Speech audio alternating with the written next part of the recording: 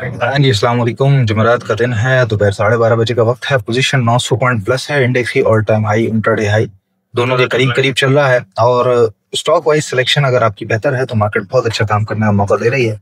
खास तौर पे रिफाइनरी सेक्टर में आज पीआरएल ऊपर आया है, सिनर्जी ऊपर आया, माड़ी ने और 700 रुपये टच कर दिया अपना रेट। इसके अलावा भी काफी सारे स्टॉक्स, एसएलजीएल ब्रेकआउट के करीब है, चिराग सेवन में करीबन 3-4 रुपये प्लस है। और प्रॉफिट टेकिंग भी कुछ कुछ के अंदर चली है, लेकिन काफी बेहतर, काफी ज्यादा बेहतर आज के दिन में पोजीशन हमें नजर आ रही है।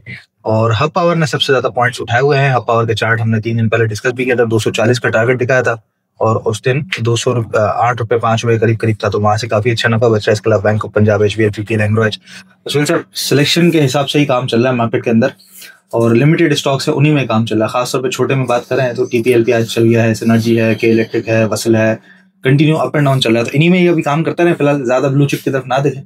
नहीं नहीं, हर चीज टेक्निकली अगर स्ट्रांग है तो देखिए, जब पावर उस दिन हमने बात की, तो पावर ब्लू चिप है ना। उस दिन 205 की बात हमने की, 240 की बात, तो 16 बढ़ गए ना वहां से। ऐसे ही ऐसे ही इसी तरह सिटी फार्मा वापस आया है चैनल के अंदर, तो आज जो नीचे मारा था 95 मारा था, आज 103 का मारा। तो ब्लू स्टॉक चिप्स तो चलते रहे। मतलब कुछ लोग तो छोटा आइटम में काम ही नहीं करते ना। सही है।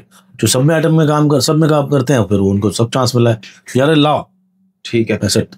तो ये ठीक है। तो ब्लू चिप के अंदर भी बड़ा सिलेक्टेड स्टॉक्स के अंदर काम हो रहा है। अच्छा, इंपॉर्टेंट चीज ये बताइएगा, सर्कुलर डेट के हवाले से ज़ाहिर लोगों के जहनों में इस वक्त कंफ्यूजन रहेगा कि वो पीएसओ, ओजीडीसी वगैरह ये सब ला होने थे, साइनिंग एग्रीमेंट हो गया, उसके बाद आज उस तरह की सिचुएशन हम देख नहीं रहे। तो इसकी क्या वजह है?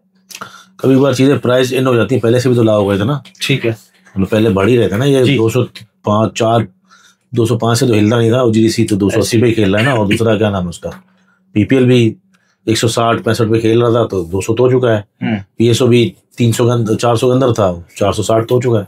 तो लोगों ने लिया ही अभी है ऊपर की तरफ। हाँ, तो मसला थोड़ी है, इनके अंदर कोई प्रॉब्लम थोड़ी है। तो ब्लू चिप है यार, ये तो गवर्नमेंट एंटिटी है।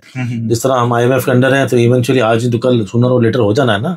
डरने घबराने की जरूरत, मार्केट में इस वक्त कोई पैनिक नहीं है। कोई भी ऐसी चीज नहीं है जिसके अंदर आप कह सकते हैं कि डाउनवर्ड ट्रेजेक्ट्री में इकोनॉमी चली गई है, या मार्केट बहुत बहुत बड़ी हाई है।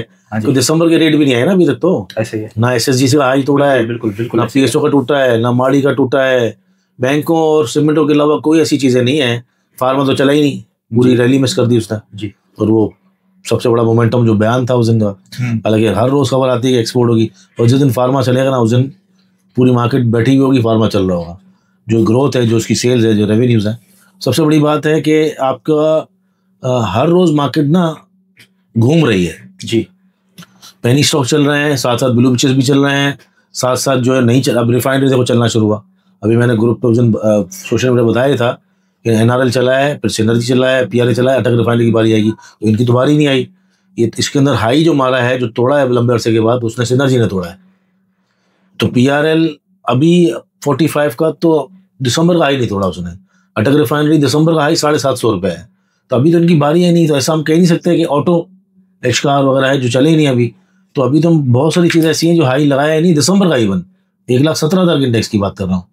तो अभी तो बहुत जगह है इंशाल्लाह। हाँ, जो मसला ये आता है कि जो कल भी बात कर रहे हैं, हम रोज़ बात कर रहे हैं, इंडेक्स के अंदर प्रॉब्लम ये आता है कि जब आप कोई स्टॉक लेके बैठे हो और वो बढ़ जाता है, तो फिर आप बोलते हो यार मैं बेचूँ ना बेचूँ, और कब और बढ़ेगा। तो वहाँ पर क्या होता है, वो स्टॉक रुक जाता है या वो स्टॉक गिरना शुरू होता है, सामने से दूसरा बढ़ जाता है। जैसे कराची इलेक्ट्रिक बढ़ गया, सिनर्जी बढ़ गया, टीपीएल भी बढ़ गया, प्रेमा बढ़ गया, पीआरएल बढ़ गया। तो फिर बस मसला यही है, और कुछ मसला नहीं है। बिल्कुल ठीक है। अच्छा, कल आपका स्टॉक मतलब दोबारा बाद में बारी आ जाएगी अगर पसे में। ठीक है, कल की वीडियो में हम बात कर रहे थे सिर्फ स्टॉक्स के बारे में, आप बता रहे थे, उसमें आपने कहा भी कि स्टॉप लॉस के साथ काम करें, बगैर स्टॉप लॉस के। उसमें एक रेशियो 1:2 का तो एक वो नॉर्मली चल रहा होता है। लेकिन इसके अलावा स्टॉप लॉस की क्या स्ट्रेटजी होती है? क्लोजिंग बेसिस पे लगाना चाहिए, मार्केट के दौरान लगाना चाहिए, पूरा एक साथ लगा दें, आधे क्वांटिटी पे लगाएं? किस तरह स्टॉप लॉस कैसे लगाएंगे? क्लोजिंग बेसिस तो मुझे तो समझ ही नहीं आता। ठीक है ना, मुझे सॉफ्टवेयर में लगाना समझ आता है। अच्छा ट्रेडर तो वो आता है, क्योंकि पाकिस्तान एक फॉरेक्स की मार्केट नहीं है ना, या फिर ये कमोडिटीज़ की, क्रिप्टो की मार्केट नहीं। आप लगा दो और जो है वो हिट होगा भी। यहाँ तो अक्सर हिट नहीं होते। तो बेहतर ये है कि आपकी स्ट्रेटजी ऐसी होनी चाहिए कि आपका स्टॉप लॉस आपके जहन में फिट हो, तो ज़्यादा बेहतर है। क्योंकि वो अदरवाइज स्टॉप लॉस हंटिंग होती है हमारे यहाँ ज़्यादा। मतलब आपका स्टॉप लॉस हिट होगा, वहीं से स्टॉक ऊपर चला जाएगा।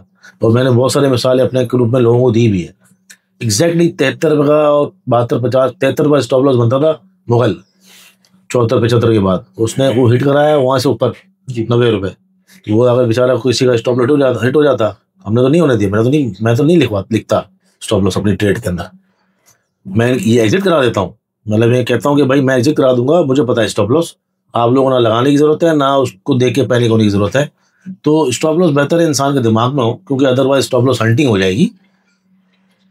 आपको बेहतर ये है कि आपकी स्ट्रेटजी ये हो कि भाई मैं अगर कोई चीज़ सपोज मैं अगर ले रहा हूँ PRL, मैं ले रहा हूँ इस वक्त 37-50 रेट है, तो मुझे पता होना चाहिए कि यार अगर मैं ऊपर का मुझे टारगेट मेरे जहन में कि भाई मैं 44 में बेचना है या 39 में बेचना है, तो नीचे का मैं अपने टारगेट सेट कर लूँ कि भाई हाँ नहीं चला या स्पीड से नीचे आ गया, 2 दिन बाद नीचे आ गया और इस पर्टिकुलर रेट से नीचे चला गया तो मैं बेच दूँ।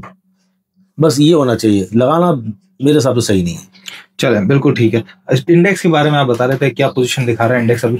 इंडेक्स इस वक्त कल जैसा हम बात कर रहे थे उसी रेंज के ऊपर है वापस। जो है ना, आप कल 58,800 क्रॉस नहीं कर पा रहा था जी, उससे ऊपर था, सॉरी कल इस रेट से ना, कल ऊपर था ना 58, कहाँ गया भाई 58,800। हाँ, इससे तो सॉरी लाइन लगी हुई है जी। आज जो है हमें ये देखना है कि अभी इसको ब्रीच करता नहीं करता, ऑल टाइम हाई को अगर बात उसको ब्रीच करेगा तो ही ब्रेकआउट जाएगा ना, और ब्रेकआउट जाएगा 161, 200, 300 तक जाएगा। बिल्कुल सही। और सबसे अच्छी बात जो है ना, आज हाई बना रही है मार्केट, बिल्कुल ऐसे ही हाई, नया हाई बना रही है, नया हाई बना रही है ना, 159 के ऊपर ट्रेड कर रही है। और ये जो एरिया है, जैसे इस एरिया से ऊपर निकला है बड़े दिनों बाद, ये तो हाई बन गया। इस कल भी हालांकि जब ऊपर आई थी इसको नीचे गई थी फौरन, सेलिंग आई थी थोड़ी सी, लेकिन फिर आज रिकवरी है जबरदस्त और उसी से ऊपर है।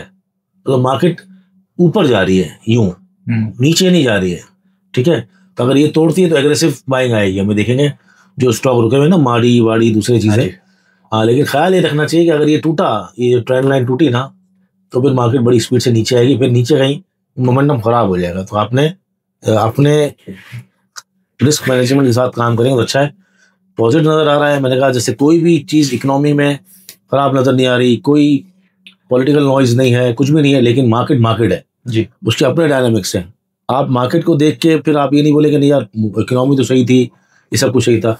मार्केट प्राइस इन होती है, स्निफर डॉग होती है, फॉरवर्ड लुकिंग होती है, काफ़ी चीज़ें पहले से ही बढ़ चुकी होती हैं, और आप न्यूज़ के आने पर या कुछ चीज़ें आने के बाद आप करेंगे तो सकता है आपको माल पड़ जाए। तो बहुत देख के काम करने वाला एक एरिया हो गया मार्केट का, जहाँ पर अप्स एंड डाउन बोर्ड है। बिल्कुल ठीक है। स्टॉक्स की तरफ आते हैं, उससे पहले मैं आप सभी को बताता चलूं, हमारा एफिलिएशन है मुनीर खानानी सिक्योरिटीज के साथ, MMK सिक्योरिटीज के साथ। टॉप 3 ब्रोकर्स के अंदर आते हैं ये, और ऑनलाइन अकाउंट ओपनिंग होती है। सारा प्रोसेस बड़ा आसान है, बहुत ही ज़्यादा आसान है। और अकाउंट ओपनिंग के साथ होता क्या है कि बेसिकली जब हमारे क्लाइंट बन जाते हैं, स्टॉकीफाई के क्लाइंट बन जाते हैं मुनीर खानानी सिक्योरिटीज़ में, तो जो सर्विसेज हैं वो आपकी नेटवर्क के हिसाब से आपको फ्री ऑफ कॉस्ट मिलना शुरू हो जाती हैं, चाहे व्हाट्सएप ग्रुप की हो, चाहे एडवाइजरी की हो, बाकी सारी चीज़ों।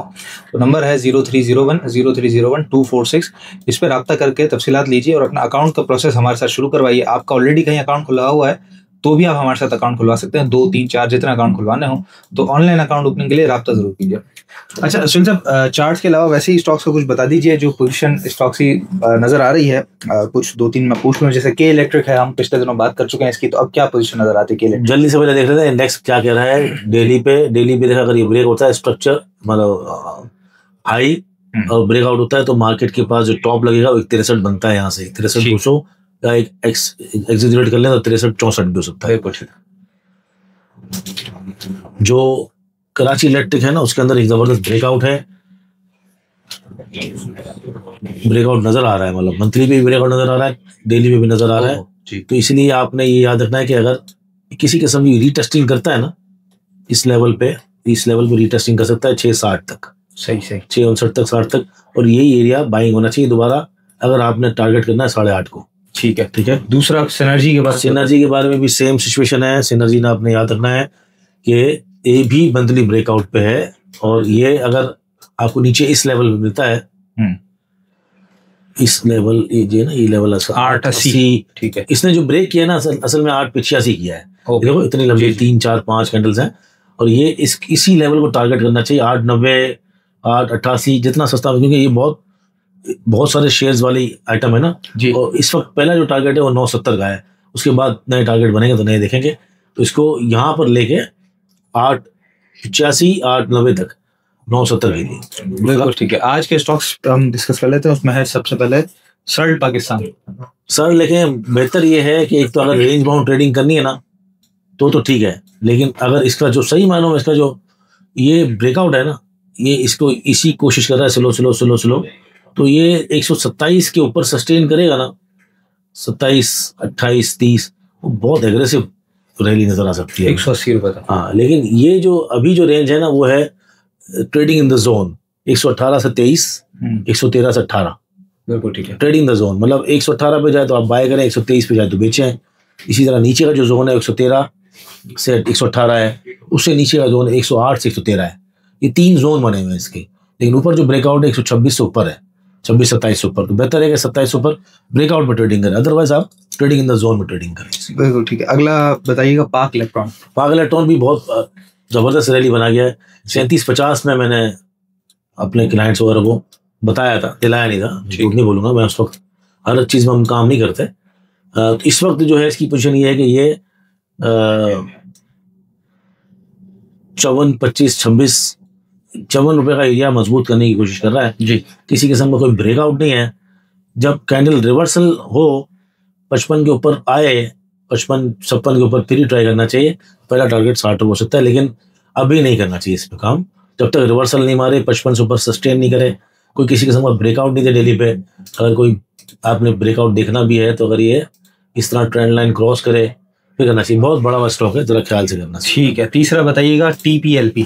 टीपीएलपी क्या जबरदस्त मिल रहा था, आज 11 पे 45 पैसे पे नीचे इसने रीटेस्टिंग की थी जी, पुराने रेट की, और उसके बाद ये कोई रीटेस्टिंग का रेट था इस लेवल पे इसने, ये देखें ये ना, हाँ जी, इस लेवल पे इसने रीटेस्टिंग की आज कोई 11.50 के बाद, और अब जो है देखो कितना प्यारे तरीके से ऊपर से ट्रेंड लाइन आ रही है, उसको भी मारा है जाके सर पे। सही है। यूं ही क्रॉस जैसे ये करता है ना 12.50 का, नीचे इसने रिटेस्ट किया, ऊपर भी रिटेस्ट किया है ट्रेंड लाइन पे।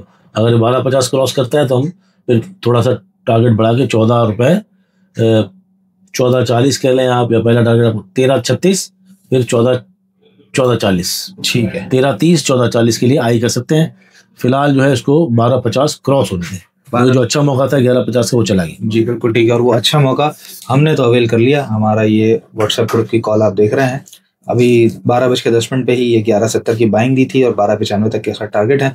लेकिन फिलहाल जो अगर हम देखें तो ये 12.30 से 12.23 पे ट्रेड कर रहा है टीपीएलपी। तो हमारे चांसेस मिस ना हो, इसलिए आपने नंबर पर रब्ता करना है 0301 246 और जल्द अज जल्द अपना अकाउंट हमारे साथ खुलवाना है।